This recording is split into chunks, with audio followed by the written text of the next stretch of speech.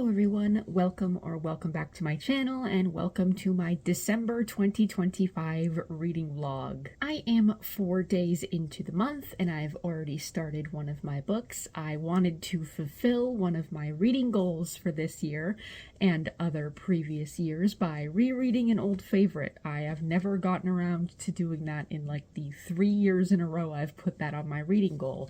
So I'm reading These Violent Delights by Micah Nemerever.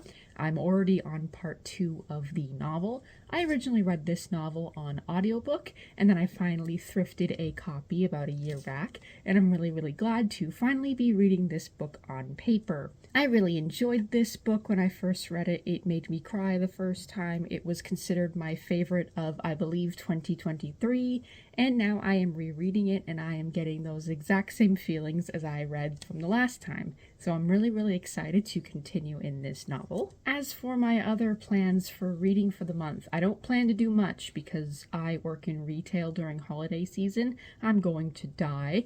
It is 4 days until my birthday, and then of course it's 20 days till Christmas, so things are going to be very busy around here. So I've decided to only take on a few reading things. So the comics that I'm reading for this month are going to be DC Knights of Steel. This is the one that's focused on Bruce and Clark, and I will probably read the other one that has Slade in it, but we will see. So those are my reading plans for the month so far. Stay tuned for what I am doing and what's going on in my reading.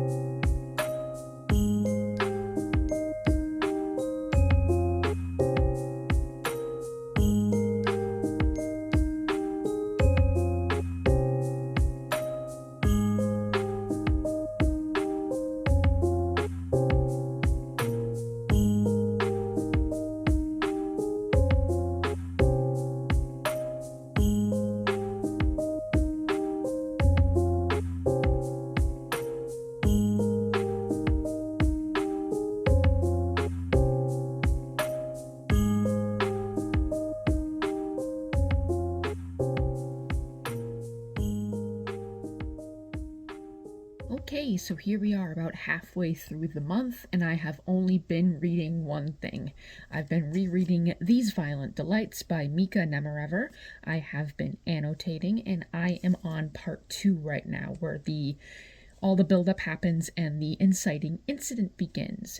I am really enjoying this reread. I'm loving it way more than when I read it the first time. This book is just one of the greatest things I've ever read and speaks to me so deeply and personally, to the point where it's almost like vulnerable and embarrassing, but just the way that loneliness and rejection and love and just the awkward feeling of like your family knowing that you are odd and different and not accepting it, and just treating you in that subtly condescending way, it just speaks to me very, very deeply, and I don't want to talk about it anymore. So I am excited to be getting into the second half of the novel, where all the crazed and depraved violence begins, as well as the tragedy that comes because of it. So yes, looking forward to my reread of these violent delights, and I'm also planning to read more comics this month, but we shall see.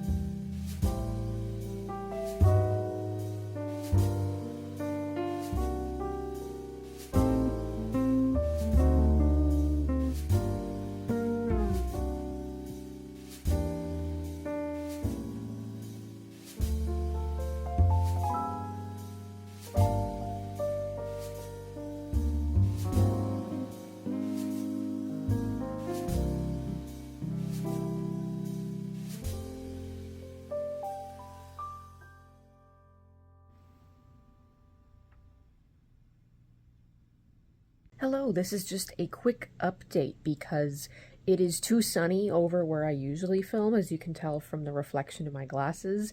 We got like 13 centimeters of snow. There are snow blowers still going on even into the next morning.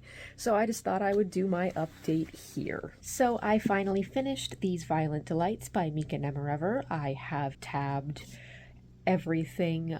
This is once again another 5-star. I loved this book a lot.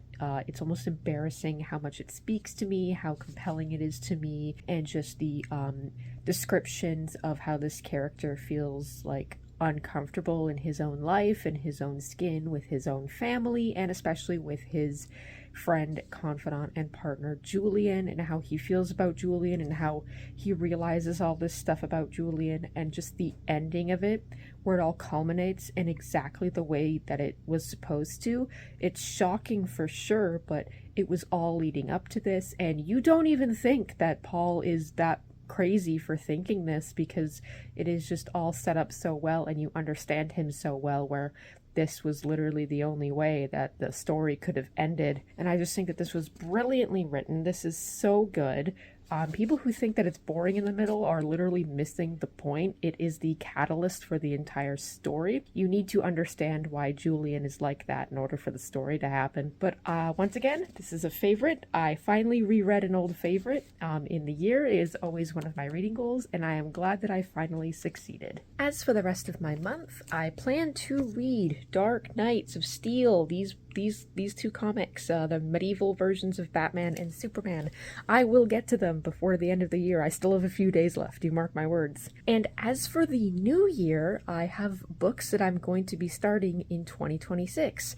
So my sibling got me the Raven Boys comic adaptation by Maggie Stiefvater, Stephanie Williams, and Sass Millage, and I will be reading that in 2026. And I have the poster book that I'm going to be tackling in 2026 as well. I'm going to read War and Peace by Leo Tolstoy.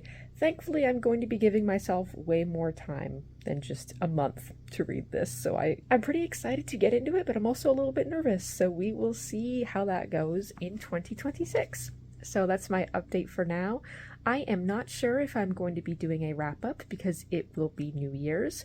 So I will let you know my thoughts on Dark Knights of Steel and then end the video there. But besides that, I've had a really fun reading year. I really enjoyed this month being more low-key, rereading an old favorite, and I am excited to see where the new year takes me.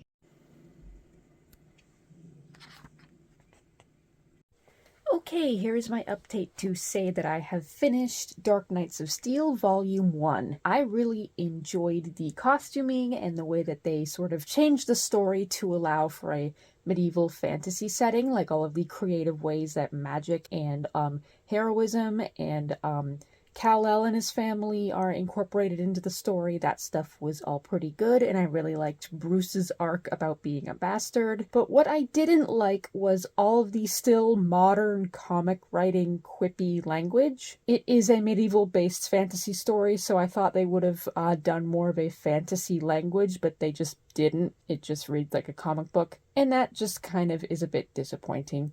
So overall, I gave this one 3 stars. Now, on to Volume 2.